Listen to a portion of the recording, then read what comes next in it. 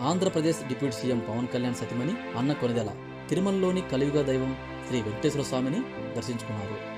సింగపూర్లో తన కుమారుడు అగ్ని ప్రమాదంలో గాయపడిన సమయంలో శ్రీవారికి మొక్కుకున్నారు. ఈ మేరకు ఆదివారం రాత్రి తిరుమల చేరుకున్న ఆమె హిందూ సాంప్రదాయం, టీటీడీ నియమ నిబంధనలు, ప్రమాణాలకు లోబడి తన నీలాలు అర్పించి మొక్కు చెల్లించారు.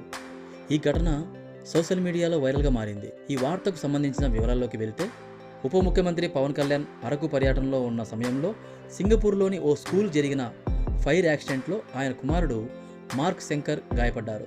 కాలు చేతులకు గాయాలయ్యాయి. దాంతో చిరంజీవి దంపతులు, పవన్ కళ్యాణ్ దంపతులు సింగపూర్కు వెళ్ళి తన కుమారుని యోగక్షేమాలు తెలుసుకున్నారు. వైద్యుల సలహాలతో ఆ చిన్నారిని వెంటనే హైదరాబాద్కు తీసుకొచ్చారు. అనంతరం పవన్ కళ్యాణ్ సతీమణి తన మొక్కు చెల్లించుకునేందుకు ఆమె తిరుమలకు ఆదివారం సాయంత్రం చేరుకున్నారు. తిరుమలకు చేరుకున్న తర్వాత మతస్థులు ఇచ్చే డిక్లరేషన్పై సంతకం చేసి ఆమె సమర్పించారు. టీటీడీ ఉద్యోగుల సమక్షంలో డిక్లరేషన్ పత్రాలపై సంతకం చేశారు. అనంతరం శ్రీ వారాహ స్వామి దర్శనానికి వెళ్లారు. స్వామివారి దర్శించుకొని తీర్థ ప్రసాదాలు స్వీకరించి శ్రీ వారాహి స్వామి దర్శనం తర్వాత పద్మావతి కళ్యాణ కట్టకు చేరుకున్నారు. అక్కడ భక్తులందరితో పాటు తలనీలలు సమర్పించారు.